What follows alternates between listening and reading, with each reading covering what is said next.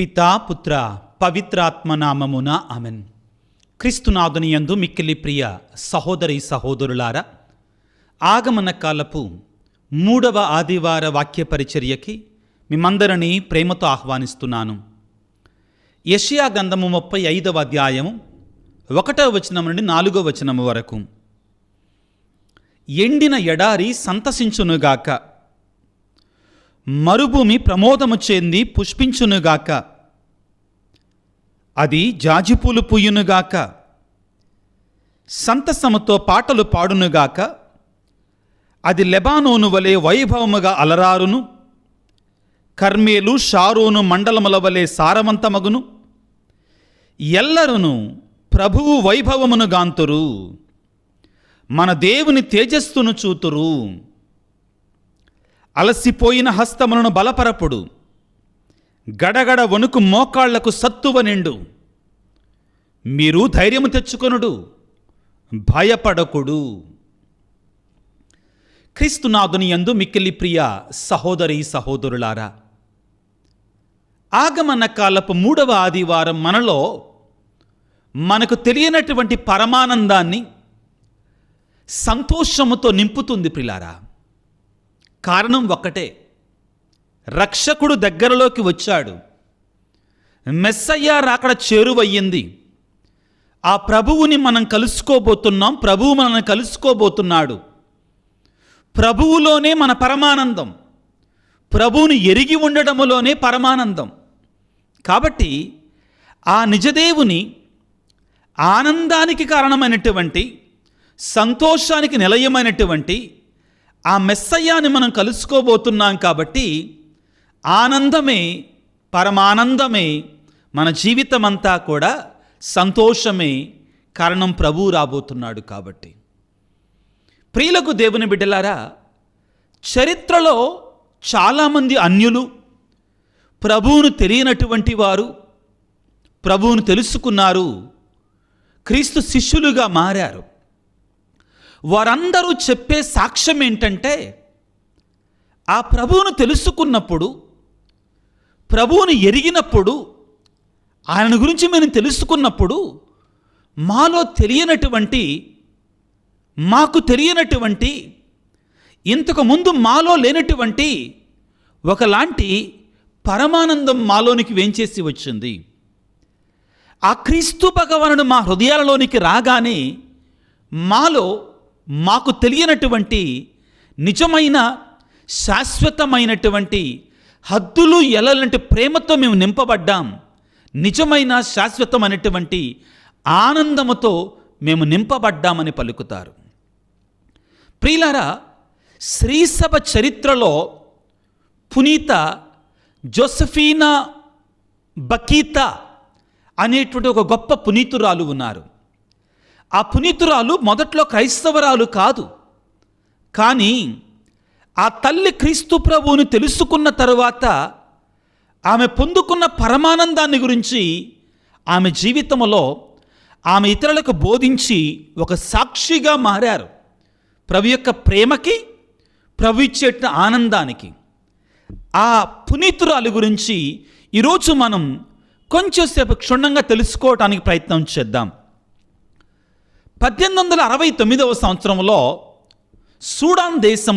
Sudan Africa దేశంలో బకీతా అనేటువంటి అమ్మాయి ఒక కుటుంబంలో జన్మించింది, అన్యుల కుటుంబము. బకీతా అనగా లక్కీ. కానీ తన జీవితం అంతా కూడా అన్లక్కీగా మారిపోయింది. తాను 7 సంవత్సరాల ప్రాయంలో ఉన్నప్పుడు ఒక ఆడపిల్ల ఆమెను కిడ్నాప్ చేసి ఆ అమ్మాయిని పలుమార్లు బానిసగా ఆ అమ్మాయిని అమ్మారు. తన జీవితం అంతా కూడా భయంకరంగా, దుర్భరంగా, చీకటిగా మారిపోయింది. ఒక యజమానురాలు దగ్గర నుంచి మరొక యజమానురాలు దగ్గరికి, మరొక యజమానురాలు నుంచి ఇంకొక యజమానురాలు దగ్గరికి ఆ అమ్మాయిని ఒక బానిసగా అమ్మివేస్తూ మొదలుపెట్టారు. చివరికి ఆ అమ్మాయిని ఇటలీ దేశంలో ఉన్నటువంటి ఒక వ్యక్తికి అమ్మటం జరిగింది. ఆ వ్యక్తి పేరే మిఖియేలి. అయితే ప్రియులారా, ఈ అమ్మాయి ఆ కుటుంబంలో ఒక బానిస పిల్లగా సేవ చేస్తున్న సమయంలో ఈ యజమానుడు ఒక రోజున ఇతర ప్రాంతానికి కొన్ని దినాల పాటు ప్రయాణం కావలసినటువంటి సమయం వచ్చింది. ఆ ఆవశ్యకత ఏర్పడింది. ఆ యజమానుడు వెళుతూ ఈ అమ్మాయిని అక్కడ దగ్గరలో ఉన్నటువంటి కనోషియన్ సిస్టర్స్ వారి యొక్క మఠంలో ఉంచి వెళ్ళిపోయాడు అతను. అయితే మొట్టమొదటిసారిగా ఈ బకీత సిలువ మీద ఉన్నటువంటి యేసు ప్రభు యొక్క స్వరూపాన్ని ఆ సిస్టర్ల యొక్క కాన్వెంట్ చాపల్లో చూశారు. చూడగానే వెంటనే ఆకర్షితురాలయ్యారు సిలువ మీద వేలాడుతున్న ఆ యేసు ప్రభువుకి. ఇప్పటి వరకు నేనొక్కదాన్నే ఈ ప్రపంచంలో బాధలు పడుతున్నాను, శ్రమలు అనుభవిస్తున్నాను అనుకున్నాను. కానీ ఈయనెవరోకో ఈ సిలువ మీద ఆ విధంగా రక్తం కారుకుంటా ముళ్ళ కిరీటాన్ని ధరించి ఆ భయంకరమైన శ్రమలు పొందుతున్నాడేంటి అని తనకు తాను తెలియకుండా ఆ ప్రభువుతో తనను తాను పోల్చుకోవటం ప్రారంభించింది. పోల్చుకొని బాధామయమైనటువంటి వేదనాపూరితమైన శ్రమలతో నిండినటువంటి కష్టాల కడగలలో మునిగినటువంటి తాను ఆ సిలువ మీద వేలాడుతున్నట్టు ఆ సిలువనాథుల నుండి శాంతిని, సమాధానాన్ని పొందుకుంది.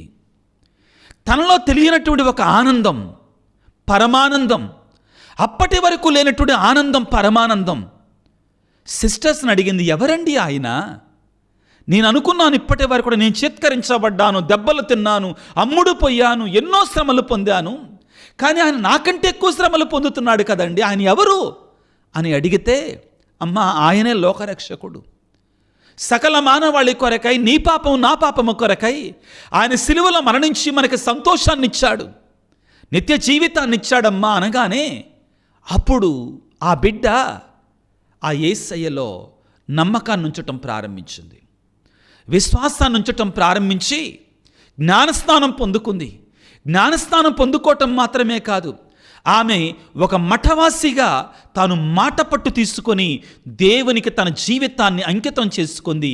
తద్వారా తన బానిస సంకెళ్లను తెంచివేసుకుంది. ఒక క్రైస్తవరాలిగా మారి ఆ బిడ్డ ప్రియులారా నిజమైనటువంటి స్వేచ్ఛ స్వతంత్రాలలోనికి అడుగుపెట్టింది. ఒక మఠవాసిగా మారి తాను పొందుకున్నట్టు ఆ పరమానందాన్ని, ఆ యేసయ్య ఇచ్చిన నిజమైనటువంటి సంతోషాన్ని, శాంతిని, సమాధానాన్ని ఒక మఠవాసిగా, ఒక సువార్తికురాలిగా ఎంతోమందికి ఆ యేసయ్య ఆనందాన్ని, పరమానందాన్ని పంచటం ప్రారంభించింది. 50 సంవత్సరాల పాటు ఆ తల్లి మఠవాసిగా జీవించి చివరికి 1947వ సంవత్సరంలో మరణించటం జరిగింది. త్వరితగతిన పాపుగారు ఆమెని పునీతురాలిగా, గొప్ప పునీతురాలిగా ప్రకటించారు. ఆమె ఈ రోజున ప్రియులారా యేసయ్యని మనం కలుసుకుంటే, యేసయ్య మనల్ని కలుసుకుంటే, యేసయ్యని మనం అనుభవపూర్వకంగా తెలుసుకుంటే, యేసయ్య మన హృదయంలోనికి వేంచేసి వస్తే మన జీవితం ఎంత పరమానందముగా మారుతుంది. మన బ్రతుకు ఎంత కడగళ్ళమయముగా ఉన్నా కానీ మనం ఎటువంటి నిజమైనటువంటి పరమానందాన్ని మనం పొందుకుంటాం అనే దానికి గొప్ప నిదర్శనముగా పునీత బకీతమ్మ గారు మనకి ఈరోజు ఒక సాక్ష్యంగా నిలబడుతున్నారు పిల్లరా. అవును, ఈ 3వ ఆగమన కాల ఆదివారం మనందరికి నేర్పించే సందేశం ఏమిటి అంటే, ఆ మెస్సయ్య, ఆ క్రీస్తు భగవానుడు, ఆ చిన్నారి బాలయేసు త్వరలోనే రాబోతున్నాడు. మన జీవితాలలోనికి వేంచేసి రాబోతున్నాడు. ఆయన మనల్ని పరమానంద భరితులను చేయబోతున్నాడు. కాబట్టి మనం ఆనందంతో నింపబడతాం. ఆయన మన జీవితాలని, మన బ్రతుకులని నిజమైన ఆనందముతో నింపుతాడు. కానీ బిడ్డలారా, ఆయన ఇచ్చేటువంటి నిజమైన ఆనందాన్ని నేను పొందుకోవాలి అంటే నేను నా హృదయాన్ని ఖాళీగా ఉంచుకోవాలి. నేను ఆ ప్రభువును నా హృదయంలోనికి స్వీకరించడానికి సిద్ధముగా ఉండాలి. ఆ ప్రభువును ఆహ్వానించుకోవటానికి నా హృదయాన్ని తెరచి నేను సిద్ధపడాలి ప్రియులారా. అది లేకుండా ఆ యేసయ్య తెచ్చేటువంటి పరమానందాన్ని మనం పొందుకోలేము. నేను మీతో గడిచిన 2 వారాల నుండి ఆగమన కాలంలో మనం వెలిగించుకునే కొవ్వొత్తుల గురించి మాట్లాడుతున్నాను. మొదటి క్రొవ్వొత్తిని నిరీక్షణ క్రొవ్వొత్తి అంటాము అని చెప్పాను. ఆ క్రొవ్వొత్తిని ప్రవచన క్రొవ్వొత్తి అంటాం. మొదటి వారం రోజున ప్రవచనాన్ని మనం ధ్యానం చేస్తాం, దానిని నిరీక్షణ క్రొవ్వొత్తి అంటాం. గడిచిన ఆదివారం అనగా ఆగమన కాలపు 2వ ఆదివార క్రొవ్వొత్తిని ఏమంటామంటే ప్రియులారా, ఆ క్రొవ్వొత్తిని శాంతి సమాధాన క్రొవ్వొత్తి అని పలుకుతాం. అదేవిధంగా ఆ క్రొవ్వొత్తికి బెత్లహేము కొవ్వొత్తి అనేటి పేరు ఉంది అని చెప్పాను. దాని గురించి బేత్లహేము అంటే అర్థం ఏమిటి మీకు సవివరంగా వివరించాను. బేత్లహేము అనగా ఆహారపు గృహము, భోజన గృహము, రొట్టెల గృహము, అన్నపు గృహము అని చెప్పాను పిల్లారా, మీకు వివరించాను. ఈ ఆదివారం రోజున 3వ క్రొవ్వొత్తిని వెలిగించుకుంటాం. ఆగమన కాలములో మొదటి 2 క్రొవ్వొత్తులు ఊదా రంగులో ఉంటే ఈ 3వ క్రొవ్వొత్తి, 3వ ఆదివారపు క్రొవ్వొత్తి రోజా రంగులో ఉంటుంది. రోజా రంగులో ఉంటుంది. రోజా రంగు ఆనందానికి, సంతోషానికి చిహ్నంగా, మారుపేరుగా, గుర్తుగా ఉంటుంది. ఈ క్రొవ్వొత్తికి పెట్టిన పేరు ఆనందము, Joy, the candle of Joy. అయితే ఈనాడు ఎవరిని సాదృశ్యంగా మనం తీసుకోవాలో తెలుసా? అంటే ఈ క్రొవ్వొత్తి ప్రకారం, అంశం ప్రకారం చూస్తే గొల్లల క్రొవ్వొత్తి అని అంటారు. షపర్డ్స్ క్యాండిల్ అంటారండి. ఎందుకని? దేవుని యొక్క దూత ఆ గొల్లల దగ్గరకు వచ్చి ఏమని పలుకుతుంది? లూకాసు సువార్త 2వ అధ్యాయంలో ప్రియులారా, మీరు భయపడకుడు, సమస్త ప్రజలకు పరమానందమును కలిగించు. ఏంటిదంటండి? సమస్త ప్రజలకు పరమానందమును కలిగించు. పరమానందమును కలిగించు శుభ సమాచారము మీకు తెలియజేస్తును. ఏమిటట? నేడు దావీదు నగరమున మీకు ఒక రక్షకుడు పుట్టెను, ఆయనే క్రీస్తు ప్రభువు అని చెప్తాడు. గొల్లలకి మొట్టమొదటిగా ఆ దేవుని యొక్క దూత ఈ పరమానందాన్ని తెలియజేశారు. ఇదిగో మీరు భయపడవలదు, పరమానందమును కలిగించు శుభ సమాచారమును మీకు తెలియజేతును అని పలికారు. లూకాసు సువార్త 2వ అధ్యాయము 8వ వచనం నుండి, ఆ ప్రాంతమున గొర్రెల కాపరులు రాత్రి వేళ పొలములో గొర్రెల మందలు కాయిచుండిరి. దేవదూత వారి ఎదుట ప్రత్యక్షమాయను. ప్రభువు మహిమ వారిపై ప్రకాశింపగా వారు మిక్కిలి భయభ్రాంతులైరి. దేవదూత వారితో ఇట్లనెను, మీరు భయపడవలదు, సమస్త ప్రజలకు పరమానందము. ఈ మాట ముఖ్యం. 3వ ఆదివారపు ఆ రోజా క్రొవ్వొత్తిని మనం ఏమంటామండి? క్యాండిల్ ఆఫ్ జాయ్, పరమానందపు క్రొవ్వొత్తి అంటాం. సమస్త ప్రజలకు పరమానందమును కలిగించు శుభ సమాచారమును మీకు వినిపిస్తాను. నేడు దావీదు నగరమున మీకు ఒక రక్షకుడు పుట్టను, ఆయన క్రీస్తు ప్రభువు. ప్రియులారా, ఆ క్రీస్తు భగవానుడు మనకి పరమానందాన్ని ఇచ్చేటువంటి వాడై ఉన్నాడు, సంతోషముతో నింపేటువంటి వాడై ఉన్నాడు. కాబట్టి ఈరోజు మనం చదువుకున్న వాక్యం యెషయా గ్రంథం 35వ అధ్యాయం 1వ వచనం నుంచి ఈనాటి మొదటి పట్టణం. ప్రియులారా, ఆగమన కాలపు 3వ ఆదివారపు మొదటి పట్టణం సైకిల్ ఏ. ఏమని ఉంటుంది? ఎండిన ఎడారి సంతసించునుగాక, మరుభూమి ప్రమోదము చెంది పుష్పించునుగాక. ఎండిపోయినటువంటి ఎడారి ఏం చేస్తుందంటండి? సంతోషంతో ఉంటుందంటండి. ఎడారికి వెళ్ళండి, సంతోషం ఏమైనా కనపడుద్దా మీకు? బాబోయ్, చచ్చిపోతాం అనిపిస్తుందండి. కనుచూపు మేరకు ఒక చెట్టు కనపడదు, పచ్చడి చెట్టు, ఒక చుక్క నీరు కనపడదు, ఎండమావులు కనపడతాయి, వేడెక్కువవుతుంటుందండి, బ్రతకలేం మనం అక్కడ. కానీ మెస్సయ్య వచ్చాడు కాబట్టి ఎండిన ఎడారిగా ఉన్న నీ జీవితం ఏమవుతుందట? సంతోషముతో నిండుతుందంటండి. నీ బ్రతుకు ఒకవేళ ఎండిన ఎడారిగా ఉందా, ఎదుగుదల లేకుండా, ఆత్మీయ ఎదుగుదల లేకుండా, లౌకికమైన ఎదుగుదల లేకుండా, లోకానుసరణ ఎదుగుదల లేకుండా, నీ పిల్లల జీవితంలో ఎదుగుదల లేకుండా ఉంటుందా? మెస్సయ్య రాబోతున్నాడు. ఆయన మీద నమ్మకాన్ని ఉంచు, విశ్వాసాన్ని ఉంచు. ఆధునిక ప్రపంచంలో బిడ్డలారా, ఎంతోమంది బిడ్డలు తెలియనటువంటి వెలితితో బ్రతుకుతున్నారు. ఏ టైప్ ఆఫ్ ఎంటీనెస్ అంటే వెలితి మనిషి జీవితంలో ఎండిన ఎడారిగా మారిపోయారు. ఆ తరువాత ఏమంటుందంటే మరుభూమి ప్రమోదము చెంది పుష్పించునుగాక. మరుభూమి అంటే ఏంటండి? అన్ని శవాలు ఉంటాయి చూడండి. మరుభూమి అంటే సమాధుల ప్రాంగణం, మరణపు ఛాయలతో నిండినటువంటిది.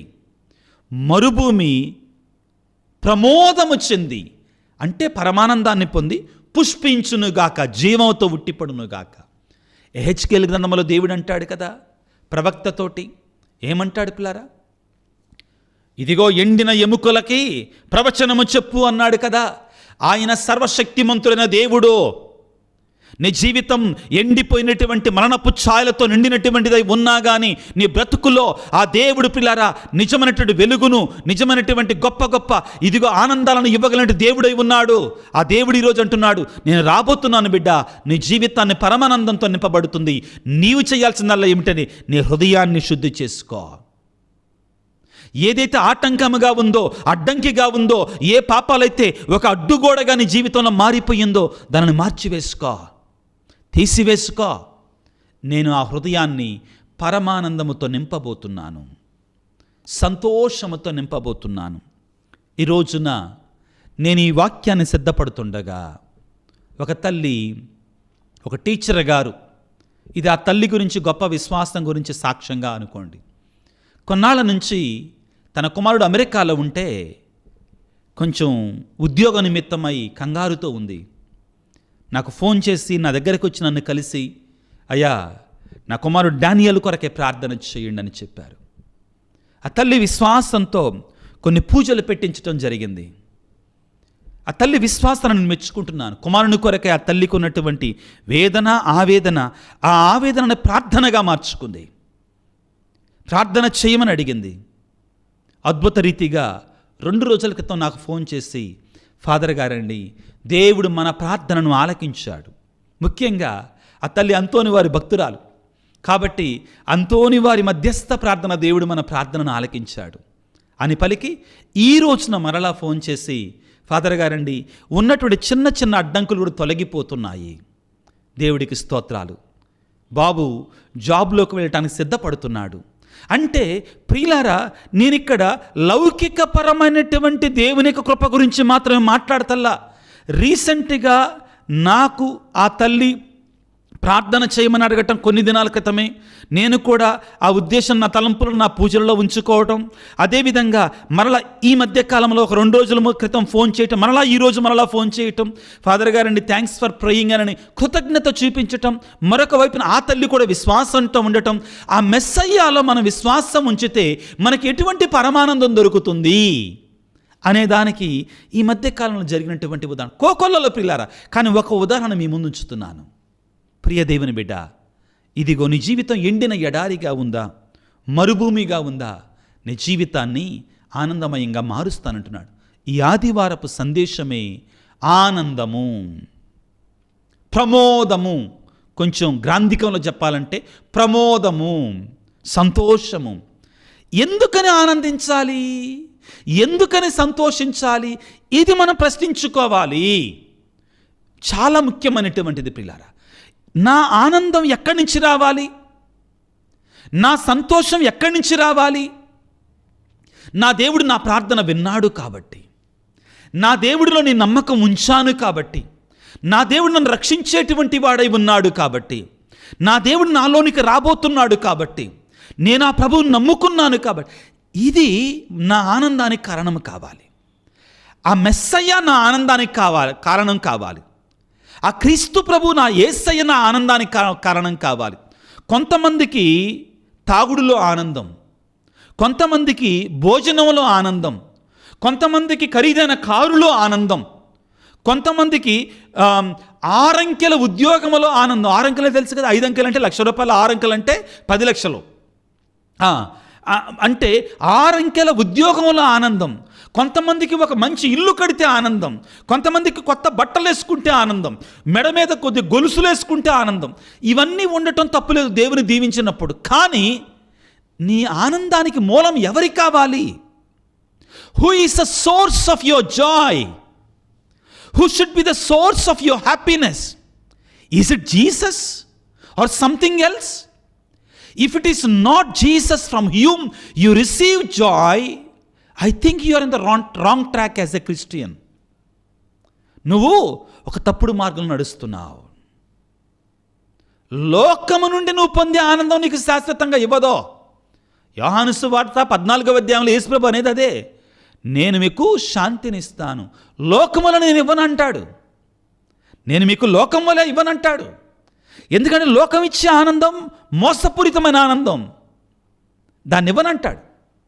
చక్కని ఉదాహరణ ఈ ఆగమన కాల 3వ ఆదివారములో మనందరికీ కూడా బాప్తిస్మ యోహాను గారు మన ఆనందం ఎవరిలో మనం వెతుక్కోవాలి. ప్రియబిడ్డ, నమ్ము. యేసయ్యని నమ్మినటువంటి వాడు ఎన్నడూ చెడిపోలా. యేసయ్యను నమ్మినటువంటి వారు సింహాల బోనైనను చెరసాలైనను సంతోషముగా వెళ్ళిరి. కారణం, ఆయన నా హృదయంలో ఉండగా ఇవన్నీ నన్నేం చేయలేవు. ఈ విషయాన్ని గురించి ఇర్మియా గ్రంథం 9వ అధ్యాయం చాలా చక్కగా వివరిస్తుంది. దేనిలో నీ ఆనందం? గొప్పలు చెప్పుకొనగోరువాడు తాను నన్నెరిగి, దేవుడు అంటున్నాడండి, నన్నెరిగి నన్ను అర్థం చేసుకున్నట గూర్చి సంతోషించాలి. దేవుణ్ణి తెలుసుకొని, దేవుణ్ణి ఎరిగి, ఆయన యొక్క శక్తి, ఆయన యొక్క మహిమ ఎంత గొప్పదో తెలుసుకొని అందులో మనం పరమానందాన్ని పొందాలండి. అసలు నువ్వు నేను నమ్మే దేవుడు మామూలు దేవుడు కాడు. ఒక 4 మాటలు చెప్తా చూడండి, ఒళ్ళు పులకరించి మనలో ఒక ధైర్యం వస్తుంది. ఎంత శ్రమైనా పర్వాలేదు అని అంటామండి. పుట్టబోయే మెస్సయ్య ఎలా ఉంటాడంటండి, యెషయా గ్రంథము 9వ అధ్యాయం 6వ వచనములో, మనకు ఒక శిశువు జన్మించను, మనమొక కుమారుని బడసితిమి, అతడు రాజ్యభారమును వహించును. వినండి ఇక నుంచి, ఆశ్చర్యకరుడైన సలహాదారుడు నువ్వు నమ్మినటువంటి దేవుడు, శాంతికరుడైన రాజు నువ్వు నమ్మినటువంటి దేవుడు, తర్వాత బలాఢ్యుడైన దేవుడు. Is a powerful mighty God that you are believing in. Is a mighty God. Why are you afraid? ఆయనలో నువ్వు విశ్వాసం ఉంచుతున్నావు. బలాఢ్యుడైనటువంటి తండ్రి, బలాఢ్యుడైన దేవుడు నువ్వు నమ్మినటువంటి దేవుడు. చివరిగా శాశ్వతుడు ఆయన. నువ్వు భయపడాల్సిన అవసరం లేదు. అమ్మ రేపేంటి పరిస్థితి, 100 సంవత్సరాల తర్వాత ఏంటి పరిస్థితి, నీ మరణం తర్వాత కూడా నీతో ఉండేటువంటి వాడు బిడ్డ. ఈ 4 బిరుదులు ఆయనకి ఇచ్చినటువంటి, బైబిల్ గ్రంథం ఇచ్చినట్టు దేవుడు ఇచ్చుకున్నట్టు బిరుదులు ఏంటంటండి, ఆశ్చర్యకరుడైన సలహాదారుడు. You do not know where to receive your counsel from. You do not know who will guide you in your life. You are afraid of taking decisions in your life. Your God is a wonderful counsellor. He's a wonderful counsellor. నాకెవరు మార్గాన్ని చూపిస్తారు? నా పిల్ల పెళ్లి గురించి ఎవరు చెప్తారు? నా పిల్లగాడి పెళ్లి గురించి ఎవరు చెప్తారు? ఈ ఇల్లును కొనొచ్చా, కట్టొచ్చా, కట్టకూడదా, ఎవరు చెప్తారు? నువ్వు ఎలాగనుకుంటున్నావా? ఇదిగో ఆశ్చర్యకరుడైన సలహాదారుడు, ఈజ్ అ వండర్ఫుల్ కౌన్సిలర్. అక్కడ నువ్వు పరమానందాన్ని పొందుకోవాలి. బలాఢ్యుడైన దేవుడు, నీ దేవుని శక్తికి మించినటువంటి వాడు మరొకడు లేడు ఈ లోకంలో. తర్వాత శాశ్వతంగా ఉండేవాడండి నీకు తోడుగా ఆయన నీకు శాశ్వతంగా ఉంటాడు. శాంతికుడైన రాజు, సంతోషాన్ని ఇచ్చే రాజు ఆయన నీకు. ఇదిగో ఇక్కడి నుంచి మనం పరమానందాన్ని పొందుకోవాలి. నీ ఆనందానికి కారణం ఎవరు? ఇందాక చెప్పా కదా, ప్లేటు బిర్యానీనా, ఖరీదైన కార, గొప్పలు చెప్పుకునే ఇళ్ళ, దగదగ మెరిచే వస్త్రాల, మెళ్ళ వేసుకునే ఖరీదైనటువంటి ఆభరణాల, ఇవన్నీ దేవుడిస్తే స్వీకరించు ధర్మబద్ధంగా, కాదంటల్లా. కానీ చరిత్రను మనం చూస్తే కోటీశ్వరులు కూడా మామూలు కాదండి. మిలియనర్స్, బిలియనర్స్ అంటారు కదా, కోటీశ్వరులు కూడా అడుక్కునే వాళ్ళుగా మారారు. దాని మీద ఉంచమాకో నీ నమ్మకాన్ని, నీ యొక్క ఆనందాన్ని. ప్రియులారా, పౌలు గారు ఈ విషయంలో మన ఆనందం ఎవరిలో ఉండాలి అనే విషయాన్ని మనకు తేటతెల్లం చేస్తున్నారు. ఫిలిప్పీ పత్రిక 4వ అధ్యాయము 4వ వచనం విధంగా పలుకుతుంది, ప్రభువునందు మీరు ఎల్లప్పుడూ ఆనందించండి. ఎవరిలో అంటండి ఆనందించాల్సింది? ప్రభువులో ఆనందించాలి. ఇది చాలా ముఖ్యమైన మాట. It is not just rejoicing, but it is rejoicing in the lord. దేవునిలో ఆనందించటం అండి. యేసయ్యలో ఆనందించటం, లోకంలో ఆనందించటం కాదు. పౌలు గారు ఏమంటున్నారండి? ప్రభువునందు మీరు ఆనందించండి. మరలా చెప్పుచున్నాను, ఆనందించండి. ఎందులో? యేసయ్యలో ఆనందించాలి మనందరము కూడా. అదే ఫిలిప్పీ పత్రిక 4వ అధ్యాయం 10వ వచనంలో, ప్రభువునందరి నా జీవితము నాకు ఎంతయో ఆనందముగా ఉన్నది. పౌలు గారు ఏమంటారంటే, మీరు ఆనందించండి యేసయ్యలో అని పలికి, ఇప్పుడు ఆయన కూడా చెప్తున్నాడు, నేను కూడా ఆనందిస్తున్నాను యేసయ్యలో. నా ఆనందం నా యేసయ్యే, నా ఆధారం నా యేసయ్యే, నా ఆనందము నీవే, నా ఆధారము నీవే. రానున్న మెస్సయ్య ఏమంటాడు? ప్రభువునందరి నా జీవితం నాకు ఎంతయో ఆనందముగా ఉన్నది. ఇంతకాలము తర్వాత నా యందు మీకు శ్రద్ధ ఉన్నదని నిరూపించుకొను ఈ అవకాశము మీకు లభించినది. మీరు నన్ను నిర్లక్ష్యము చేసిద్రని నేను అనటం లేదు, కానీ మీ శ్రద్ధను నిరూపించుకున్న అవకాశము మీకు ఇంతవరకు లభించలేదు అని పలికాడు. పలికి ఏమంటాడు తెలుసా?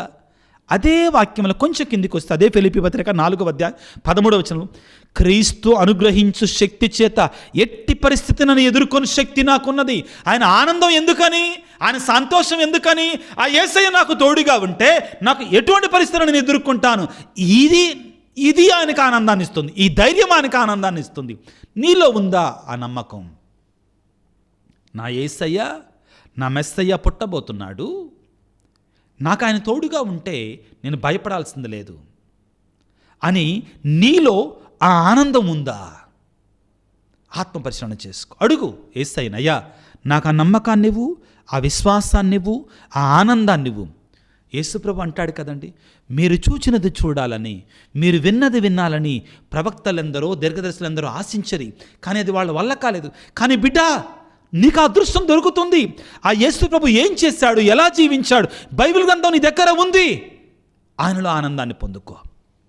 పరిశుద్ధ పరమపదించినటువంటి ఫ్రాన్సిస్ పాపు గారు రాసినటువంటి ఆ పత్రాన్ని మనం జ్ఞాపకం చేసుకోవాలి. ఇవంగేలి గౌదియం, సువార్త పరమానందము. సువార్త యేసు ప్రభువే. దాన్ని చదువు, ఆనందం ఇస్తుంది. యిర్మీయా ప్రవక్త ఏమంటాడు? ప్రభువా, నీ వాక్యమును నేను చదవగా అది నాకు ప్రమోదమును చేకూర్చను. దివ్యబలి పూజలో పాల్గో, నడి పూజలో పాల్గో, ప్రభువును చూడు, పరమానందాన్ని పొందుకో, తన్మయత్వాన్ని చెందు, జపాలను జపించు, ఆ మర్యాదలను జ్ఞాపకం చేసుకో, సంతోషంగా జీవించు. బాధలుంటాయి, కష్టాలుంటాయి, ఎవరికి లేవండి. ఫాదర్లుగా మాకేమున్నాయి సవాళ్ళు, 1,00,000 సవాళ్ళు ఎవరికి లేవు? ఆయన మీద అప్పచెప్పటమే. పునీత అమెరికాలో ఉన్నటువంటి బిషప్ గారు, ఆయన గొప్ప ప్రసంగికుడు, ఫుల్టన్ షీన్ బిషప్ గారు, ఆయనకి ఓపెన్ హార్ట్ సర్జరీ చేస్తుంటే ఆయనకి చెందిన గురువులందరూ వచ్చేసి, తండ్రి గారా మీకు కొంచెం భయంగా ఉందంటే, నాకెందుకు భయం, నేను ఆనందంగా ఉన్నాను. ఎందుకంటే నేను ఒకవేళ బ్రతికుంటే యేసయ్య నాతో ఉంటాడు, నేను చనిపోతే నేను దేవుడి దగ్గరికి వెళ్తా. So everything is the same. నా దేవుడు నాతో ఉంటాడు. I'm happy, I'm joyful. హ్యాపీగా ఉన్నాడు ఆయన. ప్రియ దేవుని బిడ్డ, నీకు నమ్మకం ఉందా? లేకపోతే అడుగు. సువిశేషాలలో ఒక వ్యక్తి వచ్చి ప్రభువుని అయ్యా నాకు సహాయం చేయమన్నాడు. నువ్వు విశ్వసిస్తే నీకు జరుగుద్ది. నేను విశ్వసిస్తున్నానయ్యా, ఒకవేళ ఏదైనా విశ్వాసం కొదువ పడితే దాన్ని బలపరచయ్యా. ఈ ప్రార్థన మనం చెయ్యాలి. కొదువ పడిన విశ్వాసాన్ని బలపరచమని వేడుకోవాలి. తల వంచి ప్రార్థన చేసుకుందాం బిడ్డలారా. పరమానందానికి అనుభూతున్న యేసయ్య మనల్ని దీవించాలని తల వంచి వేడుకుందాం. సర్వశక్తిమంతుడా, సర్వోన్నతుడా, యేసు రాజా, మా ఆనందానికి ఆనవాళ్ళు నీవే, మా ఆనందానికి ఆధారం నీవే, మా సంతోషానికి కారణం నీవే ప్రభువా. నీకు స్తోత్రాలు, నీకు వందనాలు. మా కొరకే మనిషిగా ఈ లోకంలో పుట్టిన మనుష్యవతారం నుండి యేసయ్యా నీకు స్తోత్రాలు, నీకు వందనాలు. ఇదిగో పాపపు కోపములో, పాపపు సంఖ్యలలో సైతానుకు బందీలమై భయంకరమైన బానిసలుగా, ఇదిగో ఒక పునీతురాలు బకీతమ్మ వల్లే మేము కూడా బానిసలుగా ఉండగా మా బానిస సంఖ్యలను తెంచినటువంటి నిజ దేవుడవు నీవయ్యా, నీకు స్తోత్రాలు. ఇదిగో ఈనాడు ఆనందము ఆధారము నీవే అని పలుకుతుండగా ప్రభువా మా జీవితాలలోనికి వేంచేస్తారండి. మేమందరం మమ్మల్ని మేము నీ రాకడ కొరకై సిద్ధపరచుకులాగా మమ్మల్ని దీవించండి. మా హృదయాన్ని పాపాన్ని తీసివేసి ఖాళీగా నిన్ను ఆహ్వానించుకునేటువంటి హృదయంగా మమ్మల్ని నింపండి తండ్రి. ఓ యేసయ్యా, నీ నిజమైన ఆనందాన్ని, నీ పరమానందాన్ని మాలో నింపండి, మా పైన కుమ్మరింపచేయండి ప్రభువా. ఈ వాక్య పరిచర్లో పాల్గొంటున్న ప్రతి బిడ్డ శ్రమని, వేదనని, కష్టాన్ని, కన్నీటిని ప్రభువా నీ స్వహస్తాలతో తుడిచివేయండి తండ్రి. నీ పరిశుద్ధ రక్తాన్ని బిడ్డల మీద కుమ్మరింపచేయండి ప్రభువా. అనారోగ్యంతో ప్రతి బిడ్డను శిరస్సు నుండి శ్రీపాదం వరకు నీ యొక్క గాయపడిన హస్తముతో తాకి శుద్ధి చేయండి, స్వస్థపరచండి. ఈ క్షణంలో నీ బిడ్డలకు అద్భుతాన్ని చేయండి, అభిషేకాన్ని చేయండి ప్రభువా. నా దేవా, ఎంతోమంది బిడ్డలు ఈ వీడియో క్రింద విశ్వాసంతో, నమ్మకంతో మా ఫాదర్ గారు మా కోసం ప్రార్థన చేస్తారు, ఆయన ప్రార్థన నువ్వు ఆలకిస్తావన్న నమ్మకంతో ప్రభువా ఎంతోమంది వారి ఉద్దేశాలు, తలంపులు ఉంచుతున్నారు నాయన. వాటన్నిటినీ కూడా కర్పూర హారతి ప్రార్థనగా ఆనాడు దర్శన గ్రంథంలో దేవదూతలు పునీతుల యొక్క ప్రార్థనతో ఏకము చేసే దేవుని యొక్క దూతలు ఏ విధముగా మా ప్రార్థనలు నీ సన్నిధికి చేర్చారు, అదే విధముగా నీ సన్నిధికి చేర్చుతున్నానయ్యా.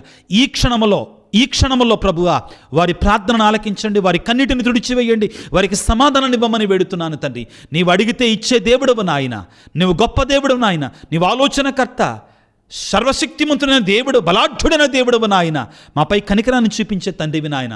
మా జీవితాలను ఆనందముతో నింపేటువంటి ఆనందానికి మూలమైన దేవా, నీ బిడ్డలను ఆనందముతో నింపమని దీవించమని, ప్రతి కోరిక, ప్రతి తలంపును దీవించమని వేడుకొనుచున్నాం. ఈనాడు ప్రభువా ప్రత్యేకంగా ఎవరైతే ప్రత్యేకమైన రీతిలో ఒక గొప్ప విషయం కొరకే ప్రార్థన చేయమని అడిగి ఉన్నారు, ప్రత్యేకంగా నా దగ్గరకు వచ్చి అడిగి ఉన్నారు, వారందరి కొరకే ప్రార్థిస్తున్నాను. నాకు మెసేజ్లు పెట్టినటువంటి వారు, ముఖ్యంగా క్లిష్ట పరిస్థితుల్లో ఉన్న బిడ్డలందరి కొరకే ప్రార్థిస్తున్నాను. దీవించు ప్రభువా, దీవించు నాయన, ఆశీర్వదించు ప్రభువా, నెరవేర్చు నాయన. వారి జీవితాలను ప్రభువా ఉన్నతంగా ఒక దీవెనగా, ఆశీర్వాదంగా మార్చండి ప్రభువా. వారే ఒక దీవెనగా, వారే ఒక ఇతరులకు ఆశీర్వాదంగా మరోలాగా దీవించండి నా తండ్రి. ఈ సువార్త పరిచర్య కొరకై నిస్వార్థంగా ఎవరైతే ప్రభువా వారి వంతు సహాయాన్ని అందిస్తున్నారో నాకు ప్రభువా వారందరిని దీవించాను, 30 అంతలుగా 60 అంతలుగా దీవించమని మా నాథుడైన క్రీస్తు ద్వారా వేడుకొనుచున్నాము తండ్రి. ఆమెన్. ప్రభువు మీతో ఉందురుగాక, మీ ఆత్మతో ఉందురుగాక. సర్వశక్తిగల సర్వేశ్వరుడు పిత, పుత్ర, పవిత్రాత్మ మిమ్ము మీ కుటుంబాలను చల్లగా దీవించి ఆశీర్వదించి కాపాడుదురుగాక. God bless you. దేవుడి మిమ్ము దీవించుగాక. ఆమెన్. ప్రియ దేవుని బిడ్డలారా, మరికొన్ని దినాలు మాత్రమే ఉన్నాయి. సిద్ధపడదాం, ఆత్మీయంగా సిద్ధపడదాం. దయచేసి మరలా చెప్తున్నాను, వీలైతే పాప సంకీర్తనానికి వెళ్ళండి, దివ్యబలి పూజను మరవద్దు, జపాలను జపించుకోండి, వాక్యాన్ని చదవటం మానొద్దు దయచేసి. చెప్పాను కదా, మొట్టమొదటి ఆదివారం రోజునే మీరు ఎక్కడో వాక్యాన్ని చదవనక్కర్లా. ఆగమన కాలంలో మనకు చక్కని సందేశాలు ఇవ్వబడుతున్నాయి. ఆ వాక్యాన్ని ఆలకించండి. నేను చెప్పినట్లుగా ఈ మెసేజ్ని మీరు లైక్ చేయడం ద్వారా, ఒక మెసేజ్ పెట్టడం ద్వారా ఈ వీడియో క్రింద అది ఎక్కువ మందికి వెళుతుంది. సువార్తలో మీరు కూడా భాగస్థులు అవుతారు. 10 మందికి షేర్ చేయండి బిడ్డలారా. ఇదిగో వాక్యము దొరకని రోజులు వస్తాయని పలికాడు. కాబట్టి వాక్యాన్ని ఇతరులకు పంచటంలో మీరు కూడా పాలిభాగస్తులు కావలసిందిగా మనవి చేస్తున్నాను. అందరూ కూడా సంతోషంగా ఉండాలని నా యొక్క ప్రార్థన. నా కోసం కూడా దయచేసి ప్రార్థన చేయండి. ఈ సువార్త పరిచర్యలో అలుపెరగకుండా మంచిని చేయుటలో ముందుండేటట్లుగా నాకు సహాయం చేయమని యాగమన కాలంలో, ఆ క్రిస్మస్ పండగ కాలంలో ప్రజలను దేవుని వద్దకు, బిడ్డలను దేవుని వద్దకు నడిపించేటువంటి దేవుని యొక్క మధ్యవర్తిగా, దేవుని యొక్క యాజకునిగా, సువార్తికునిగా నాకు సహాయం చేయమని నా కొరకు దయతో ప్రార్థించవలసిందిగా మనవి చేస్తున్నాను. God bless you. సంతోషంగా ఉండండి.